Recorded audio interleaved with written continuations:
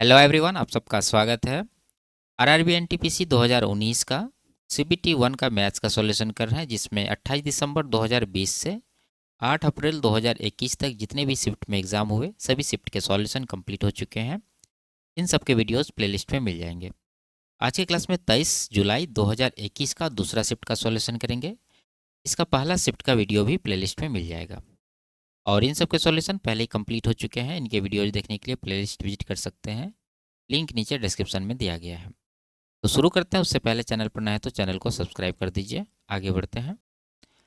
पहला सवाल है, यदि दो संख्याओं का एचसीएफ 18 है और उनका एलसीएम 378 है तो निम्न में से ऐसी संख्याओं का युग्म ज्ञात कीजिए। ठीक है, देखिए एक बात आपको पता है कि संख्याओं का जो एलसीएम होता है वो अपने संख्या से डिविजिबल होता है। तो यहाँ पर दो नंबर का एलसीएम 378 दे रखा है और दोनों नंबर के बारे में पूछ रहा है। इसका मतलब ये जो एलसीएम है वो दोनों नंबर से कटनी चाहिए। ऑप्शन देखेंगे, ये तीनों ऑप्शन में 252 इन्होंने दे रखा है दूसरी संख्या के रूप में। ये 252 से 378 डिविजिबल नहीं है, इसका मतलब ये तीनों आंसर नहीं हो सकता है। बाकी बचा ऑप्शन नंबर 4, ये इसका आंसर हो जाएगा। अगर आपको बेसिक से बनाना है तो आप देख लीजिए, एचसीएफ दे रखा है 18, तो दोनों नंबर क्या हो जाएगा, पहला तो हो जाएगा 18x, दूसरा हो जाएगा 18y, जिसमें x और y को प्राइम नंबर होता है। ठीक है, अब यहाँ एलसीएम दे रखा है। आप चाहे तो यहाँ पर दो संख्याओं को गुणनफल बराबर एलसीएम गुना एचसीएफ भी लगा सकते हैं, नहीं तो यहाँ पर दोनों नंबर के एलसीएम ले लीजिए। कितना आएगा, 18xy, और एलसीएम इन्होंने दे कितना रखा है, 378, तो इसको 378 के बराबर कर दीजिए। 18 से इसको कटाएंगे, 18 दूना 36, 18 इक्का 18, एक्स वाई का वैल्यू कितना आ गया, 21।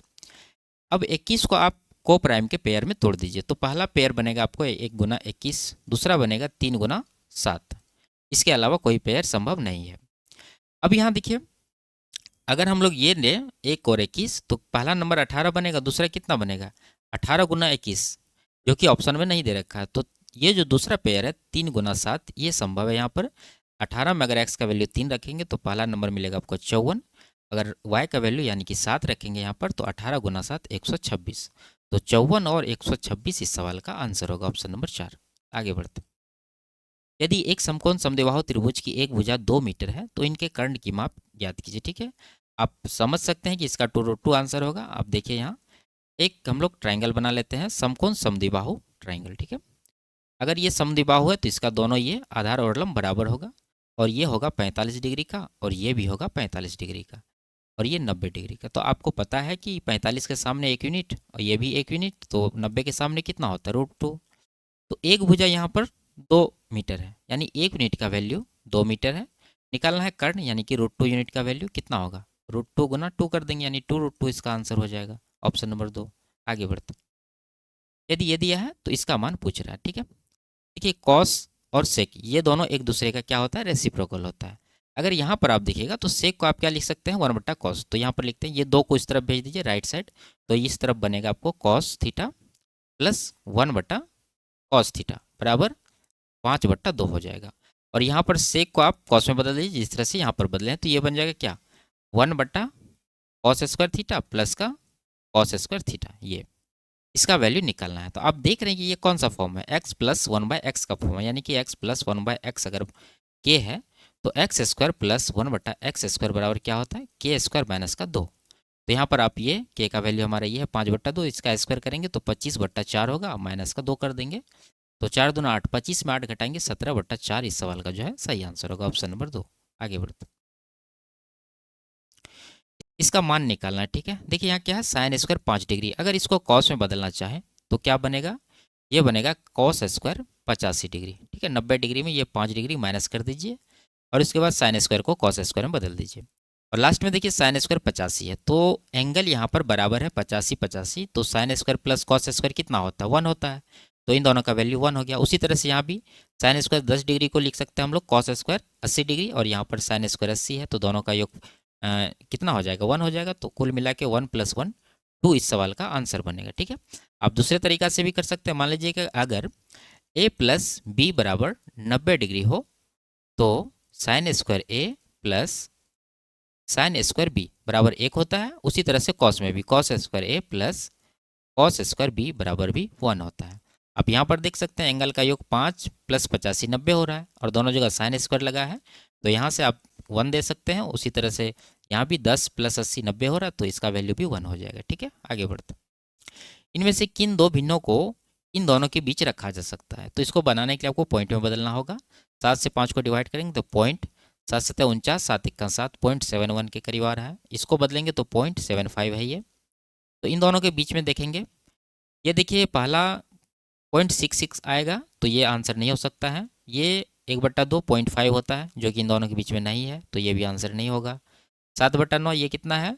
अगर 9 से इसको डिवाइड करेंगे तो 9 7 63 जाएगा, और फिर से 9 7 63। तो ये देखिए पॉइंट के बाद 77 आ रहा है, जो कि इससे बाहर है। इसका मतलब ये भी आंसर पॉसिबल नहीं है। ऑप्शन नंबर 4 इस तरह से बचा, यही इसका आंसर हो जाएगा। आगे बढ़ते,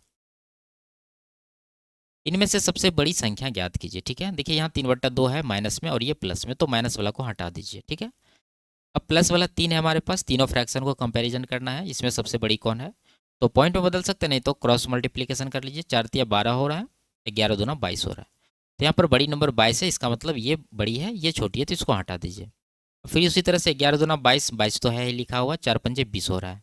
तो 20 से 22 बड़ी है, इसका मतलब ये 5/2 छोटी है। तो सबसे बड़ी कौन सा बचा? ऑप्शन नंबर 2 में दे रखा है 11/4, ये इसका आंसर हो जाएगा। आगे बढ़ते, इसको ऐसी परिमेय संख्या के रूप में व्यक्त कीजिए जिसका अंश -5 है। तो देखिए 8 से भाग लगा दीजिए, 8 पंजे 40, 8 सत्ते 56, तो माइनस का 5/7 आया है, यही इसका आंसर हो जाएगा। ठीक है, आगे बढ़ते, ए और बी ने इतना रुपया के पूंजी निवेश के साथ एक व्यवसाय शुरू किया। यदि वे क्रमशः 8 माह और 10 माह बाद व्यापार छोड़ देते हैं तो उनको प्राप्त होने वाला लाभ का अनुपात ज्ञात कीजिए। ठीक है, देखिए लाभ का अनुपात निकालने के लिए क्या चाहिए आपको? अगर समय नहीं दिया रहे तो सिर्फ पूंजी के अनुपात में लाभ को बांटा जाता है। अगर पूंजी के बारे में नहीं कुछ दिया रहे तो समय के अनुपात में लाभ को बांटा जाता है। अगर दोनों चीज़ दिया रहे तो दोनों के गुणनफल में लाभ के अनुपात को बांटा जाता है। ठीक है, तो यहाँ पर दो लोग हैं, ए और बी। यहाँ पर पूंजी दे रखा है तो इसको रेशियो ले लीजिए, 0 0 काट दीजिए, 5 से 15, 5 से 16, यानी पूंजी का अनुपात हो गया 15 और 16। समय का भी अनुपात लिखिए, 2 से कट रहा है 4 बार में, 2 से कट रहा है 5 बार में, तो 4:5 इनके समय का अनुपात है, तो 4:5। जब इन दोनों को गुना करेंगे आप, पूंजी के अनुपात और ये समय के अनुपात को, आपको मिलेगा प्रॉफिट का अनुपात। क्या मिलेगा? तो गुना करना है तो पहले हम देख लेते हैं, कटने वाला है तो कटा देंगे। 4 से 16 कट रहा है 4 बार में, 5 से 15 कटा है 3 बार में, तो 3:4 जो है इसका प्रॉफिट का रेशियो होगा। ऑप्शन नंबर 3 में ये दे रखा है। आगे बढ़ते, HDFC ये HUDCO हुडको बोल सकते हैं, को साधारण ब्याज की 10% वार्षिक दर पर 1 मिलियन की राशि 3 वर्ष के लिए उधार देता है, और हुडको वही राशि सहारा स्टेट हाउसिंग कॉरपोरेशन को चक्रवृद्धि ब्याज 10% वार्षिक दर पर 3 वर्ष के लिए उधार देता है।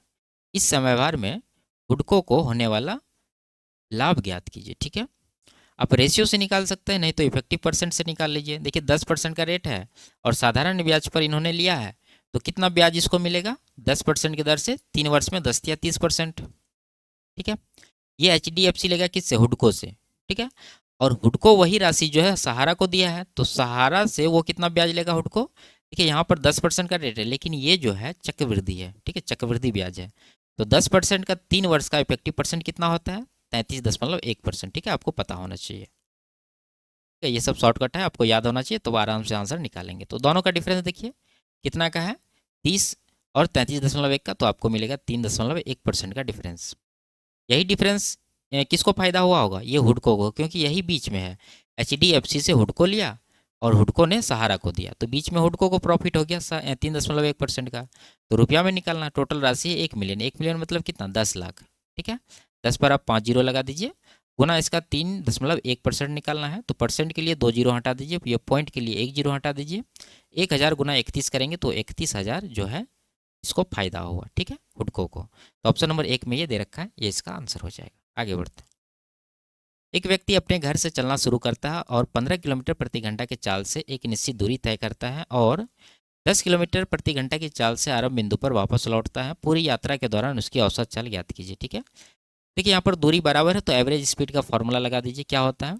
2xy बटा x+y, यानी 2x मतलब क्या? पहला स्पीड 15, y मतलब दूसरा स्पीड 10, और नीचे दोनों का योगफल 15 10 25। कटाएंगे 5 से 2 बार में, 5 से 5 बार में, 5 से 3 बार में, 2 दूना 4 या 12 किलोमीटर प्रति घंटा जो है इसका क्या आया? Average speed. Option number 4।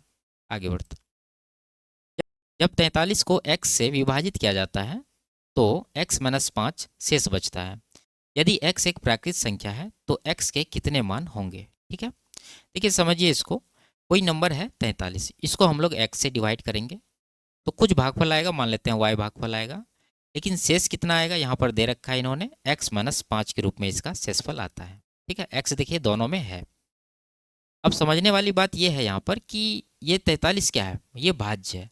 तो भाज्य बराबर क्या होता है, भाजक गुना भागफल प्लस शेषफल। लिखते हैं यहाँ पर भाज्य है हमारा 43, तो 43 बराबर हो जाएगा भाजक गुना भागफल यानी x गुना वाई और प्लस का शेषफल जो कि है x माइनस 5। ठीक है, अब इसको थोड़ा सा कैलकुलेट करेंगे, ये -5 को इस तरफ लाएंगे तो +5 हो जाएगा, यानी कि ये बन जाएगा कितना 43 5 48। और यहाँ पर आप x कॉमन लेंगे तो आपको मिलेगा y प्लस 1। अब x को इस तरफ ले आइए तो मिलेगा 48/x बराबर y प्लस 1। ठीक है, अब देखिए यहाँ पर x के बारे में पूछ रहा है, तो x से 48 को डिवाइड करना है, तो x के कितने वैल्यू पॉसिबल हैं तो यहाँ पर लिखते हैं, यानी कहने का मतलब है कि 48 के कितने फैक्टर हैं वो लिखना है यहाँ पर। तो 1 होगा, 2 होगा, 3 होगा, 4 होगा, उसके बाद 5 नहीं होगा, 6 होगा, 8 होगा, उसके बाद 12 होगा, फिर 16 होगा, उसके बाद 24 होगा, उसके बाद 48 खुद होगा। टोटल कितने हो गए 3 4 3 7 3 10, यानी 10 ऐसे संख्या है जिससे ये 48 डिविजिबल है। अब आपको एक चीज़ ध्यान देना है कि यहाँ देखिए रिमाइंडर इसका क्या है x माइनस 5। अब यहाँ से वही वैल्यू लेंगे जिस वैल्यू से ये पॉजिटिव आना शुरू हो जाए या फिर जीरो आना शुरू हो जाए। अगर नेगेटिव आ रहा है वहाँ तक वैल्यू नहीं लेंगे। अगर 1 रखेंगे तो 1 माइनस 5 माइनस का 4 रिमाइंडर आ रहा है तो ये वैल्यू नहीं होगा। उसी तरह से यहाँ भी नहीं होगा, 4 4 माइनस 5 माइनस का 1 हो रहा है, इसका मतलब 4 भी नहीं होगा। 6 रखेंगे 6 माइनस 5 1, यहाँ पर एक पॉजिटिव आ रहा है, इसका मतलब ये शुरू वाला 1 से 4 तक ये वाला नंबर पॉसिबल नहीं है। ठीक है, अब देखिए आप चेक कर सकते हैं, अगर 6 से आप डिवाइड करेंगे, यहाँ पर 6 से किसको डिवाइड करना है 43 को, तो 6 7 42 जाएगा, बच जाएगा कितना शेष 1। 1 मतलब क्या है, ये x माइनस 5 में अगर x का वैल्यू 6 रखेंगे तो 6 माइनस 5 हो जाएगा, जो कि कितना मिलेगा 1। 1 बराबर 1 हो रहा है, इसका मतलब ये जो है एकदम परफेक्ट है। अगर 4 से इसको डिवाइड करेंगे, आप 4 से 43 को डिवाइड करेंगे तो आप सीधा सीधा 10 बार में लगा सकते हैं, 40 बचा कितना 3। अगर यहाँ देखें x का वैल्यू 4 रखेंगे तो 4 माइनस 5 माइनस का 1 आ रहा है, जबकि यहाँ पर कितना है 3 है, पॉजिटिव है, यहाँ नेगेटिव आ रहा है, तो ये सेट नहीं हो रहा है। इसका मतलब जो है ये चारों वैल्यू शुरू वाला पॉसिबल नहीं है, उसके बाद वाला कितने वैल्यू हैं 3 3 6 वैल्यू। तो ऑप्शन नंबर 2 में है 6, तो 6 इसका जो है आंसर हो जाएगा। आगे बढ़ते बिंदु 2 3 से वृत्त ये पर खींची गई स्पर्श रेखा की लंबाई ज्ञात कीजिए। ठीक है, ये वृत्त का इक्वेशन है, तो इस तरह से आप लिख सकते हैं x square plus y square बराबर आर स्क्वायर होता है। अगर इसको कंपैरिजन करेंगे तो आर स्क्वायर बराबर 4 है, तो आर का वैल्यू आप बोल सकते हैं कि 2 है यहाँ पर। ठीक है, अब आप एक वृत्त बना लीजिए समझने के लिए। वृत्त का ये केंद्र है, अब इसमें हम लोग खींच देंगे ये हमारा वाई अक्ष और ये हो गया एक्स अक्ष, और ये मूल बिंदु है यानी 0 0 है। देखिए वृत्त का जो त्रिज्या है कितना है 2 है, यानी यहाँ से लेके यहाँ तक 2 है, यहाँ से लेके यहाँ तक भी 2 है, तो इसको 2 पार्ट में बांटिए, एक यहाँ एक यहाँ, तो ये 2 हो गया 2 यूनिट का टोटल लंबाई। ठीक है, ऊपर भी 2 यूनिट का हो गया, लिख देते हैं इस तरह से। अब यहाँ इस बिंदु से खींचा जा रहा है 2 3 से, 2 मतलब क्या, ये एक्स निर्देशांक है, ये वाई है, तो एक्स का 2 देखना है तो 2 यही है, वाई का 3 देखना है तो वाई का 3, देखिए 2 तो यहाँ तक है, 3 मान लीजिए यहाँ पर आएगा, एक ये हो गया, 2 ये हो गया, 3 यहाँ पर आएगा, तो इसके इस सामने यहाँ पर बिंदु आएगा जिसका निर्देशांक है 2 3। ठीक है, और इसी बिंदु से ये वृत्त पर जो है स्पर्श रेखा खींचा गया है, तो इसी का लंबाई पूछ रहा है। तो क्या है लंबाई, आप देख सकते हैं यहाँ पर, यहाँ से लेके यहाँ तक कितना यूनिट है, 2 यूनिट ये 1 यूनिट ये, कुल मिला के 3 यूनिट है। तो 3 यूनिट का जब ये लंबाई है और ये इसी के सामने ये बिंदु है तो ये भी 3 यूनिट का ही होगा, यानी जो स्पर्श रेखा की लंबाई है वो भी कितना होगा 3 यूनिट का ही होगा। ऑप्शन नंबर 2 में ये दे रखा है। ठीक है, आगे बढ़ते हैं। एक दूध वाला शुद्ध दूध में 10% पानी मिलाता है, लेकिन वह इससे संतुष्ट नहीं होता है, इसलिए वह फिर से पिछले मिश्रण में 10% और पानी मिलाता है। यदि वह इसे क्रय मूल्य पर बेचता है तो लाभ प्रतिशत ज्ञात कीजिए। ठीक है, देखिए यहाँ चीज़ें सक्सेसिव है, आप फॉर्मूला से निकाल सकते हैं 10 + 10 प्लस 10 गुना 10/100%, 21% इसका आंसर आएगा। दूसरा तरीका, मान लीजिए शुरू में उसके पास 100 यूनिट का दूध था, 100 लीटर मान सकते हैं, इसमें उन्होंने 10% पानी मिलाया, 100 का 10% कितना 10, यानी 10 लीटर पानी मिलाया तो दूध बन गया 110 लीटर। अब फिर से जो है इन्होंने 10 लीटर पानी मिला दिया, तो 110 का 10 लीटर इस बार मिलाया होगा, तो 110 का 10% कितना है 11, तो 110 में 11 जोड़ेंगे तो 121 लीटर। तो कुल मिला के उसके पास 100 लीटर दूध था, पानी मिलाने के बाद वो बन गया कितना 121 लीटर। तो यहाँ पर देख रहे हैं कि हम लोग 21 का जो है प्रॉफिट है, तो 100 पर है तो 21% इसको आप बोल सकते हैं। आगे बढ़ते हैं। एक आदमी 6 किलोमीटर प्रति घंटा के चाल से 30 किलोमीटर की दूरी तय करता है और शेष 40 किलोमीटर की यात्रा 5 घंटे में पूरी करता है। पूरी यात्रा के दौरान उसकी औसत चाल ज्ञात कीजिए। तो औसत चाल निकालना है तो कुल दूरी बटा कुल समय कर दीजिए। तो कुल दूरी कितना है, यहाँ देखिए 30 किलोमीटर तय किया है, यहाँ पर 40, तो कुल दूरी हो गया 30 + 40 यानी कि 70 किलोमीटर। अब चाहिए हमें कुल समय, तो यहाँ तो 5 घंटा है ही, पहला पार्ट का समय निकाल लीजिए। देखिए 6 किलोमीटर की दर से 30 किलोमीटर को कवर करने में कितना टाइम लगेगा, 6 से 30 को डिवाइड करेंगे तो आपको 5 घंटा मिलेगा। तो 5 घंटा ये, 5 घंटा ये, कुल मिला के 10 घंटा से डिवाइड कर दीजिए इसको, 0 0 कट जाएगा।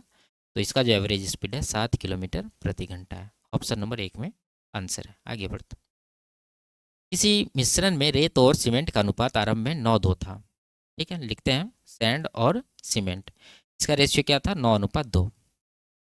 20 किलो रेत और 10 किलो सीमेंट मिलाने के बाद रेत और सीमेंट का अनुपात 4:1 हो गया। अब यह अनुपात हो गया 4:1। किस कारण से चेंज क्या किया हम लोग, 20 किलो रेत और 10 किलो सीमेंट मिला दिए, तो रेत में 20 किलो और सीमेंट में 10 किलो बढ़ा दिए, प्लस में दे देंगे। अब यहाँ क्रॉस मल्टीप्लीकेशन करके डिफरेंस लेते हैं, हमेशा इस तरह का सवाल आता है। 9 1 9, 4 2 8, डिफरेंस 1 यूनिट का है।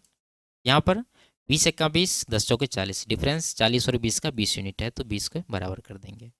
तो यहाँ 1 यूनिट का वैल्यू 20 है, ये 20 गुना है। क्या पूछ रहा है, मिश्रण में सीमेंट की आरंभिक मात्रा कितनी थी। सीमेंट 2 यूनिट का था, इसी का कितना गुना करेंगे, 1 का 20 है तो 2 का कितना हो जाएगा, 40 किलो।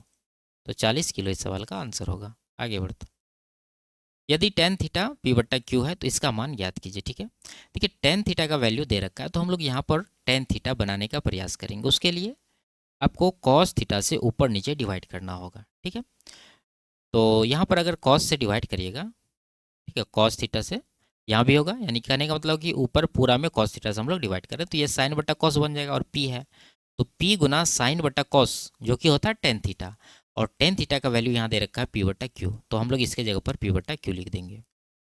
बीच में माइनस है, माइनस देंगे, उसके बाद क्यू क्यू हो जाएगा, क्योंकि cos थीटा इस cos थीटा से कट जाएगा। उसी तरह नीचे भी हो जाएगा, लेकिन यहाँ पर प्लस है तो प्लस देंगे, तो ये बन जाएगा p बट्टा क्यू, p गुना p बट्टा क्यू प्लस का q। अब यहाँ एलसीएम ले सकते हैं, एलसीएम क्यू आएगा, यहाँ बन गया पी स्क्वायर और यहाँ बन गया क्यू गुना क्यू, क्यू स्क्वायर। और उसी तरह नीचे भी P square plus Q square बट्टे क्यू, क्यू क्यू कट जाएगा, आंसर आ गया P square minus Q square, नीचे P square plus Q square. Option number 2 में ये दे रखा है। आगे बढ़ते, 12 संतरों का क्रय मूल्य 9 संतरों के विक्रय मूल्य के बराबर है और 10 संतरों पर प्रदान की गई छूट 5 संतरों पर प्राप्त लाभ के बराबर है। छूट का परसेंट ज्ञात कीजिए। ठीक है, देखिए यहाँ रेशियो निकालिए पहले, यहाँ पर क्या है, 12 संतरों का क्रय मूल्य, आप डायरेक्ट भी लिख सकते हैं, नहीं तो लिखिए 12 CP बराबर 9 SP। यहाँ पर CP और SP का क्या रेशियो आ गया, ये कटा दीजिए, 3 से 3 बार में, 3 से 4 बार में, तो रेशियो आ गया 3 और 4 का। और यहाँ देखिए 10 संतरों पर प्रदान की गई छूट, तो यहाँ पर लिखते हैं 10 संतरे का जो डिस्काउंट है यानी 10 गुना D, ये बराबर है किसके बराबर है, 5 संतरों पर प्राप्त लाभ, यानी 5 गुना 5 संतरों का लाभ जो है प्रॉफिट मान लेते हैं, तो P। तो यहाँ से डिस्काउंट और प्रॉफिट का क्या रेशियो आएगा, कटा दीजिए, 5 से 1 बार में, 5 से 2 बार में, तो 1:2 यहाँ पर रेशियो आया है। देखिए यहाँ CP और SP क्या रेशियो है, 3 से 4, 3 का सामान 4 में बिक रहा है, 1 का प्रॉफिट हो रहा है, जबकि यहाँ पर प्रॉफिट कितना है, 2 का है। ये बैलेंस नहीं, बैलेंस करिए, यहाँ पर भी 2 बनाइए, उसके लिए आपको दोनों में 2 से गुना करना पड़ेगा, ऊपर भी नीचे भी। तो ऊपर बन जाएगा कितना, 3 दूना 6, और नीचे बन जाएगा कितना, 4 दूना 8। अब देखिए 6 का सामान 8 में बिक रहा है, 2 यूनिट का यहाँ प्रॉफिट है, और यहाँ भी प्रॉफिट कितना का था, 2 का था। अब बैलेंस है। अब देखिए हम लोग, कोई दुकानदार जो होता है वो कॉस्ट प्राइस पे सामान लाता है, उसका दाम बढ़ा के उसका क्या बना देता है, मार्क प्राइस बना देता है। ठीक है, फिर मार्क प्राइस पे वो डिस्काउंट देता है, तब जाके उसका क्या होता है, सेलिंग प्राइस। यहाँ देखिए कॉस्ट प्राइस कितना है, 6 है, और सेलिंग प्राइस कितना है, 8 है। तो मार्क प्राइस कितना रहा होगा, आपको यहाँ से पता चलेगा डिस्काउंट इसका कितना है, 1 का डिस्काउंट है। तो देखिए इसका जो विक्रय मूल्य है 8 है, वो डिस्काउंट 1 घटाने के बाद, इसका मतलब उसका अंकित मूल्य कितना रहा होगा, 9 रहा होगा, तब जाके 9 में 1 घटाएंगे तो 8 मिलेगा। तो यहाँ से आप दोनों चीज़ निकाल सकते हैं कि वो कितना मार्कअप किया है और वो कितना डिस्काउंट दिया। तो डिस्काउंट यहाँ है, 9 का सामान 8 में बेचा है, तो 1 का डिस्काउंट है किसके ऊपर, 9 के ऊपर, तो 1/9 कितना होता है, 11.11%। ऑप्शन नंबर 3 में ये दे रखा है। ठीक है, आगे बढ़ते। एक समांतर चतुर्भुज पी क्यू आर एस में पी क्यू आर का निर्देशांक दिया है और एस का निर्देशांक ये पूछ रहा है। ठीक है, देखिए एक डायग्राम हम लोग बना लेते हैं। मान लेते हैं कि ये जो है हमारा क्या है, ये चतुर्भुज है पी क्यू आर एस। ये पी है, क्यू है, आर है, एस है। पी का निर्देशांक है -1 -1, क्यू का है 80 और आर का है कितना 75 और एस का निकालना हम मान लेते हैं इसका निर्देशांक एक्स और वाई है। देखिए इसके विकर्ण बनाइए। पी से आर को मिला देंगे तो ये पहला विकर्ण हो गया, क्यू से एस को मिला देंगे ये दूसरा विकर्ण हो गया और ये इसका प्रतिच्छेद बिंदु है। हम लोग क्या जानते हैं कि समांतर चतुर्भुज के विकर्ण एक दूसरे को समद्विभाजित करते हैं। अगर ये बराबर है तो ये दोनों भी बराबर है, का मतलब ये जो है दोनों का मिड पॉइंट है। तो इन दोनों का निर्देशांक दिया है तो इसका मध्य बिंदु ये मान लीजिए ओ है, तो ओ का निर्देशांक क्या होगा, इन दोनों के निर्देशांक का एवरेज होता है। यानी ओ का अगर हम लोग निर्देशांक निकालें तो क्या निकलेगा, 7 और -1 को जोड़िए, 2 से डिवाइड करिए, यानी दोनों का एवरेज। तो 7 -1 6 होगा, 6 को 2 से डिवाइड करेंगे तो 3 आएगा। उसी तरह से 5 -1 4 होगा, 4 को 2 से डिवाइड करेंगे तो 2 आएगा। यानी इस बिंदु का निर्देशांक हो गया 3 2। ठीक है, अब देखिए यहाँ पर क्यू एस का एवरेज ये हुआ होगा, जिस तरह से इसका एवरेज ये है, तो यहाँ 8 है तो यहाँ एक्स का वैल्यू क्या होगा जिसका एवरेज यहाँ 3 है। तो आप कहेंगे कि यहाँ पर 3 का 2 गुना कर लीजिए, कितना हो जाएगा, 3 का 2 गुना 6 हो जाएगा। तो ये 8 है तो, और यहाँ एक्स का वैल्यू ये दोनों मिल करके 6 होना चाहिए। तो यहाँ पर एक्स का वैल्यू क्या पॉसिबल है, तो -2, तब जाके 8 -2 6 होगा, यहाँ पर बराबर होगा। उसी तरह 2 का 2 गुना 4 हो जाएगा, तो आप कहेंगे जीरो में क्या जोड़ें कि 4 हो जाए, तो आप कहेंगे वाई का वैल्यू 4 लीजिए। तो यहाँ पर जो इसका निर्देशांक निकलेगा वो क्या निकलेगा, -2 और 4। ठीक है, तो ऑप्शन नंबर 1 में ये दे रखा है। आगे बढ़ते, ए और बी मिलकर एक कार्य को 6 दिनों में पूरा कर सकते हैं और ए अकेले उसी कार्य को 9 दिनों में पूरा कर सकता है। बी अकेले उसी कार्य को पूरा करने में कितने दिन लेगा। सिंपल सा है, ए बी 6 दिन में और केवल ए इसको 9 दिन में। टोटल वर्क दोनों का एलसीएम 18 होगा, 6 तिया 18, 9 दूना 18। ए और बी दोनों का 3 है, केवल ए का 2 है, तो बी का कितना आएगा, 3 -2 1 आ जाएगा। अब 1 यूनिट के हिसाब से टोटल वर्क 18 को डिवाइड कर दीजिए तो कितना दिन लगेगा, 18 दिन। तो ऑप्शन नंबर 4 में ये दे रखा है 18। आगे बढ़ते, यदि एक घन का आयतन यहाँ कह रहा है 54, 18 और 6 सेंटीमीटर की विमाओं वाले एक घनाभ के आयतन के बराबर है तो घन की भुजा की लंबाई ज्ञात कीजिए। ठीक है, तो हम लोग क्या करेंगे, घन के आयतन को घनाभ के आयतन के बराबर कर देंगे। तो घन का आयतन क्या होता है, भुजा का क्यूब, यानी ए क्यूब लिख सकते हैं इसको, बराबर घनाभ का आयतन होता है लंबाई गुना चौड़ाई गुना ऊंचाई, यानी इन तीनों का गुणनफल हो जाएगा। तो 54 है, 54 को लिखेंगे 18 गुना 3 में। ठीक है, और उसी तरह से ये 18 है और यहाँ पर फिर 6 है। अब यहाँ देखिए घनमूल लेना है तो 3 3 का यहाँ पर क्या बनाएंगे, ग्रुप। तो 18 18 और ये 6 तिया 18, यानी 18 गुना 18 गुना 18 है ये, तो ए का वैल्यू कितना हो जाएगा, 18 हो जाएगा। तो ऑप्शन नंबर 1 में ये दे रखा है। आगे बढ़ता, यदि ये वैल्यू दिया है और इसका मान पूछ रहा है तो यहाँ पर आप एक वेरिएबल को जीरो कर सकते हैं, क्योंकि यहाँ 3 वेरिएबल है और 2 इक्वेशन है। यानी तो आप डायरेक्ट यहाँ पर फॉर्मूला लगाइए, इसको निकालने का याद भी रख सकते हैं, इसको A B plus B C plus C A बराबर होता है A plus B plus C का होल स्क्वायर, जिसका वैल्यू 5 है। तो हम लोग डायरेक्ट लिखेंगे यहाँ पर 5 का square minus A square plus B square plus C square, जो कि है 29, और इसको 2 से डिवाइड करेंगे। तो 5 का स्क्वायर 25 माइनस 29 माइनस का 4 को 2 से डिवाइड करेंगे तो -2 इसका आंसर निकलेगा, ऑप्शन नंबर 4। ठीक है, आगे बढ़ते, निम्नलिखित में से किस युग्म की संख्याएं सहभाज्य। देखिए सहभाज्य होने के लिए क्या चाहिए कि उसका जो हाईएस्ट कॉमन फैक्टर है वो क्या होना चाहिए, 1 होना चाहिए। 1 के अलावा कोई नंबर नहीं होना चाहिए। देखेंगे यहाँ 28 और 81, इसमें क्या कॉमन है, 1 है, 1 के अलावा कोई नंबर नहीं है। 12 और 27, इसमें देख सकते हैं एक तो है ही, उसके बाद 3 भी है। ठीक है, 3 चौके 12, 3 नंबर 27, इसका मतलब ये को प्राइम नहीं हुआ, यानी सहभाज्य नहीं है। उसी तरह यहाँ भी 7 से ये दोनों कट रहा है, ये भी को प्राइम नहीं हुआ। ये देखिए 4 से दोनों डिविजिबल है, 2 से भी है, 1 से भी है, इसका मतलब ये भी को प्राइम नहीं है। तो इस तरह से आप तीनों ऑप्शन को छांटिए, पहला ऑप्शन इसका आंसर लगाइए। आगे बढ़ते, ये कह रहा है कि कौन सा गुण है। देखिए ए गुना बी बराबर है बी गुना ए के, तो ये क्या होता है, क्रम विनिमय। ठीक है, ये जो है इसका सिर्फ स्थान बदल जाता है और गुणनफल बराबर रहता है। आगे बढ़ते, कह रहा है इसका मान इनमें से किसके बराबर है। देखिए यहाँ करनी में क्या लगा है, 5 लगा है, तो हम लोग यहाँ 32 को 5 के ग्रुप में तोड़ने का प्रयास करेंगे, क्या ये टूटता है कि नहीं टूटता है। तो ये 5 है, 32 को आप यहाँ पर 2 गुना 2 गुना 2 गुना 2 गुना 2, यानी कि 2 की पावर 5 लिख सकते हैं, और 243 को 3 की पावर 5 लिख सकते हैं। ठीक है, 3 को अगर 5 बार गुना करेंगे तो आपको मिलेगा 243।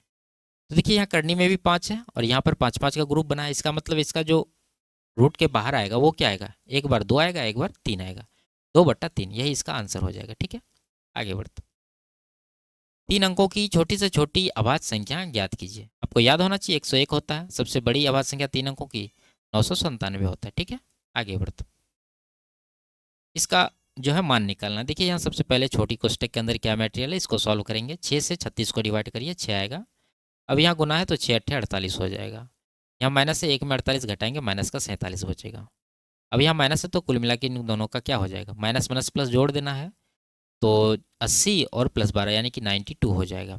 आगे माइनस है तो 37 में 92 घटा देंगे तो ये कितना बचेगा, ये आपको बचेगा कितना, 12 में से 7 घटा 5, इधर 5 यानी 55 प्लस में।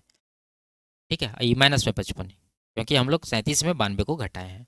अब यहाँ 79 में 55 को घटाना है, तो 79 में 55 घटाएंगे तो कितना मिलेगा, 4 इधर 2 यानी कि 24 प्लस में। ऑप्शन नंबर 2 यहाँ पर दे रखा है। आगे बढ़ते। आप 48% को भिन्न के रूप में किस प्रकार व्यक्त करेंगे। तो 48% मतलब 100, नीचे 100 देंगे, कटाएंगे 4 से 12 बार में, 4 से 25 बार में, तो 12/25, ऑप्शन नंबर 4। आगे बढ़ते हैं। इसमें राजा ने 4400 रुपये की पूंजी के साथ सब्जी का व्यवसाय शुरू किया। कुछ महीने बाद रंगा 2400 की पूंजी के साथ इस व्यवसाय में जुड़ गया। 1200 रुपया के कुल वार्षिक लाभ में से राजा का हिस्सा 800 है, तो रंगा एक साझेदार के तौर पर इस व्यवसाय में कब शामिल हुआ। ठीक है, देखिए प्रॉफिट का रेशियो क्या होता है, पूंजी गुना समय। ठीक है, यानी पूंजी के अनुपात को समय के अनुपात को गुना कर देंगे तो हमें मिलेगा क्या, प्रॉफिट का रेशियो। तो यहाँ पर हम लोग प्रॉफिट के रेशियो को पहले निकाल सकते हैं। किस तरह से, यहाँ देखिए टोटल प्रॉफिट है इसका 1200 और इसमें राजा का हिस्सा कितना है 800। देखिए पहले है राजा RAJ, उसके बाद है दूसरा रंगा RANJ। राजा को मिला है 800 रुपया, टोटल है 1200, तो रंगा को कितना मिला होगा, 400 मिला होगा। रेशियो लीजिए 400 से एक बार में, 400 से 2 बार में, यानी 2:1 इसका प्रॉफिट का रेशियो है। अब देखेंगे पूंजी। पूंजी देखिए राजा का कितना है 4400, रंगा का कितना है 2400। यहाँ भी रेशियो लीजिए, 0 0 कट जाएगा, 4 से 11 और ये 4 से 6, यानी 11:6 के अनुपात में इसका पूंजी है। राजा का कितना है 11 यूनिट और रंगा का कितना है 6 यूनिट। ये प्रॉफिट का रेशियो है और ये कैपिटल यानी पूंजी का रेशियो है। हमें चाहिए क्या, समय का रेशियो। तो यहाँ पर टाइम का रेशियो क्या होगा, टाइम का रेशियो निकालने के लिए आपको प्रॉफिट के रेशियो में पूंजी के अनुपात से डिवाइड करना होगा। तो 2 को 11 से डिवाइड कर दीजिए तो 2/11 आएगा, और 1 को 6 से डिवाइड करिए तो 1/6 आएगा। फ्रैक्शन हटाने के लिए आपको क्या करना होगा, आप यहाँ 11 6 का एलसीएम से गुना कर सकते, नहीं तो क्रॉस गुना कर लीजिए, 6 दूना 12 हो जाएगा, यहाँ पर 11 गुना 1 11 हो जाएगा, यानी इस अनुपात में उसका समय का अनुपात है। अब देखिए यहाँ पर रंगा जो है कुछ महीने बाद जुड़ा है, लेकिन राजा तो पूरा साल व्यवसाय किया है, जबकि राजा के यहाँ देख रहे हैं हम लोग 12 यूनिट है, तो 12 यूनिट का वैल्यू हो जाएगा 12 महीना यानी पूरा वर्ष। तो 12 मंथ 12 यूनिट के बराबर है, तो 11 यूनिट कितना हो जाएगा, 11 मंथ के बराबर। यानी रंगा 11 मंथ के लिए अपना पूंजी लगाया, इसका मतलब वो व्यवसाय शुरू होने के 1 महीना बाद व्यवसाय में शामिल हुआ है। तो कौन सा ऑप्शन में, 3 नंबर ऑप्शन देखिए, राजा द्वारा व्यवसाय शुरू करने के 1 माह बाद जो है ये शुरू हुआ है। ठीक है, आगे बढ़ते। यदि ये वैल्यू दिया है, इसका मान पूछ रहा है। देखिए फ्रैक्शन है, यहाँ पर सॉल्व करेंगे इसको, C/D का वैल्यू क्या आएगा, ये भाग है तो यहाँ पर 1 गुना ये उलट दीजिए, 4 ऊपर 3 नीचे, तो 4/3 हो गया। C का वैल्यू ये, D का ये, यहाँ पर रख दीजिए C+D यानी 4 3 7, नीचे C-D यानी कि 4 - 3 1, तो 7 इस सवाल का आंसर बनेगा। आगे बढ़ते। ये x, y और z का वैल्यू दे रखा है और इनके वर्गों का योगफल पूछ रहा है, तो हम लोग भी स्क्वायर करके दोनों तरफ जोड़ देंगे। तो सबके लेफ्ट साइड स्क्वायर करके जोड़ दीजिए पहले, यानी x² + y² + z² हो जाएगा। इसी का वैल्यू निकालना है। अब राइट साइड जोड़िए स्क्वायर करके, यहाँ पर है 3 cos A cos B, तो 3 का स्क्वायर 9 हो जाएगा, cos A का square cos² A, cos B का स्क्वायर cos² B, प्लस इसका स्क्वायर करिए तो ये भी हो जाएगा, 3 तिया 9 cos² A, उसके बाद साइन B है तो इसका स्क्वायर sin² B, प्लस उसके बाद यहाँ z का वैल्यू क्या है 3 sin A, 3 का स्क्वायर 9, sin A का स्क्वायर कितना हो जाएगा, sin² A हो जाएगा। ठीक है, अब ये तो वैल्यू निकालना है, इसको छोड़ दीजिए। अब यहाँ से देखिए, इसमें देखिए क्या कॉमन है, तीनों में तो 9 कॉमन है। ठीक है, उसके अलावा इन दोनों में देखिए cos² A कॉमन है, यहाँ भी है cos² A, यहाँ भी है। तो कहने का मतलब अगर ये दोनों को देखें तो 9 cos² A, यहाँ पर 9 cos² A कॉमन है, तो इन दोनों को आप कॉमन लीजिए, यानी 9 cos² A कॉमन लेंगे तो अंदर क्या बचेगा, cos square b sine square b, जिसका वैल्यू 1 हो जाएगा। तो यानी कि कोष्टक के अंदर का वैल्यू 1 हो गया, ठीक है। प्लस ये लास्ट वाला लिखिए 9 साइन स्क्वायर ए। अब इन दोनों में देखिए 9 कॉमन है, केवल 9, तो 9 कॉमन लेंगे तो अंदर बचेगा क्या, कॉस स्क्वायर ए साइन स्क्वायर ए, जिसका वैल्यू 1 होता है। तो कुल मिला के 9 गुना 1 9 इस सवाल का आंसर बनेगा। ऑप्शन नंबर 1 में ये दे रखा है। आगे बढ़ते, इसमें विभिन्न स्तरों पर रोजगार की दर के संबंध में निम्नलिखित में से कौन सा कथन सही नहीं है, ठीक है, नहीं वाला देना है। पहला ऑप्शन में कह रहा है 1995 और 2010 में उच्चतर स्तर रोजगार दर और कुल रोजगार दर का अनुपात समान था। उच्चतर और कुल देखना, तो देखिए यहाँ पर है उच्चतर स्तर और यहाँ पर है कुल। 1995 का अगर देखें तो यहाँ क्या रेशियो बन रहा है, 15 और 42 का। और 2010 का अगर देखें तो यहाँ क्या रेशियो बन रहा है, 15 और 70 का। क्या इक्वल है, ये नहीं इक्वल है। 15 15 तो यहाँ भी 42 42 होना चाहिए, या फिर यहाँ 70 है तो यहाँ भी 70 होना चाहिए, इक्वल नहीं है। इसका मतलब पहला स्टेटमेंट ही गलत है, तो यही इसका आंसर बन जाएगा, ठीक है, क्योंकि जो सही नहीं है उसी के बारे में पूछ रहा है। आगे बढ़ते हैं, छात्र ने किस विषय में अपने प्रदर्शन में सबसे कम सुधार किया है। देखेंगे इंग्लिश, इंग्लिश में 65 से कितना हो गया है, 67 हो गया, ठीक है, तो 2 का वृद्धि है। ये हिंदी है 70 से 68 हुआ, -2, यहाँ पर सुधार नहीं हुआ, इसको हम लोग इग्नोर करेंगे। 88 से 94 हुआ है, यहाँ पर कितना का वृद्धि है, 6 का, ठीक है, +6। 82 से 85 हुआ, प्लस का 3 है। 71 से 75 हुआ, प्लस का 4 है। तो यहाँ पर सबसे कम सुधार कहाँ हुआ, यहाँ पर 2 का ही वृद्धि है केवल, ये है इंग्लिश, तो इंग्लिश इसका आंसर हो जाएगा। आगे बढ़ते, इसमें कह रहा है यदि इस वर्ष के दौरान छात्रावास द्वारा किया गया कुल व्यय 50 लाख था तो रख रखाव शुल्क और सुरक्षा पर कुल कितना खर्च किया गया था। देखिए कहाँ पर है, सुरक्षा यहाँ है और मेंटेनेंस चार्जेस यहाँ पर है 58 डिग्री, यानी ये है 55, ये है 58, तो कुल मिला के कितना हो जाएगा 100 और 13, यानी कि 113 डिग्री का वैल्यू निकालना है। और टोटल कितना हो जाएगा ये 360 डिग्री।